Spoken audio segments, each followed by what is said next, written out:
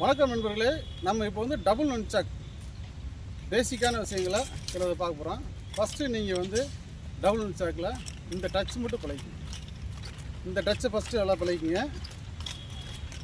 1 2. அதே போல் இந்த cross touch, இந்த 2 டச், இது ரெண்டையும் பழகிட்டிங்கனாலே உங்களுக்கு பேசிக்காக ஒரு ஃபஸ்ட்டு ஒரு இனிஷியேஷன் வந்து வந்துடும். இப்போ பாருங்கள், 1 2 3 4 5 புரிஞ்சா? 1 2 3 4 5. இது ஒரு ஸ்டெப். நேரம் வந்துருச்சு, அடுத்து போட்டிங்க 1 2 3 4 5 வந்துச்சா? இப்போ இந்த கிராஸை ஃபஸ்ட்டு இங்கே அடிச்சு 1 2 3 4 5. இது இந்த கிராஸை 1 5. அவ்வளோதான். இது ரெண்டையும் சேர்த்து அப்படியே ரிலாக்ஸாக 1 ரொட்டேஷன் கேட்ச்.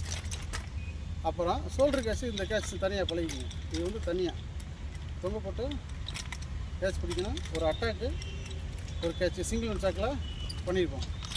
இதே அப்படி இப்போ ஈஸியாக உங்களுக்கு ஒரு நல்ல ஸ்டெப்பு ஈஸியாக கிடச்சிரும்.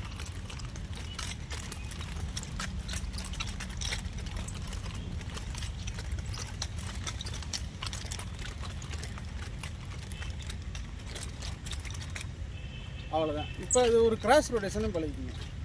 இந்த கிராஸ் ரைட்டை தலையில் தொங்க போடுங்க, அப்படி சுற்றி பழகுங்க. ஃபஸ்ட்டு கிராஸ் பண்ணி சுற்றி பழகுங்க. கிராஸ் பண்ணி சுற்றி ஓப்பன் ஆகணும்னா அப்படி ஓப்பன் பண்ணிக்கணும். அவ்வளோதான். இந்த கையை அப்படியே மாற்றி மாற்றி பழகிக்கணும்.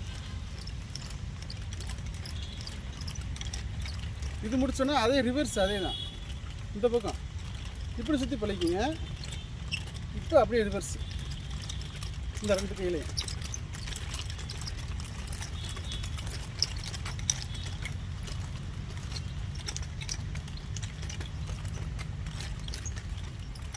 அவ்வளோதான் நண்பர்களே. ரெகுலர் ப்ராக்டிஸ் தான். நீங்கள் வந்து டெய்லி ப்ராக்டிஸ் பண்ணிக்கிட்டே இருந்தீங்கன்னா இது உங்களுக்கு ஈஸியாக வந்துடும். ஃபஸ்ட்டு வந்து ஃப்ரண்ட் டச்சு, பேக் டச்சு, இது ஞாபகம் வச்சுக்கோங்க. இதுதான் ஃபஸ்ட்டு எல்லாத்துக்கும் பேசிக். இது ரெண்டையும் கரெக்டாக அப்படியே பிடிச்சிங்கன்னா ஈஸியாக வந்துடும். அப்புறம் இந்த கிராஸை பிடிங்க. அப்புறம் தலைலாத்த போட்டு ஷோல்டர் கேட்ச் பிடிச்சிட்டிங்க, அட்டாக் கேட்ச் பிடிச்சிட்டிங்க. அவ்வளோதான். இது அப்புறம் முடிச்சோன்னா இந்த ஒரு கிராஸ் ரொட்டேஷன் 1 2 3. அப்புறம் அதே ரிவர்ஸ் 1 2 ஷோல்டர் கேட்ச். ரெகுலராக ப்ராக்டிஸ் பண்ணுங்கள்.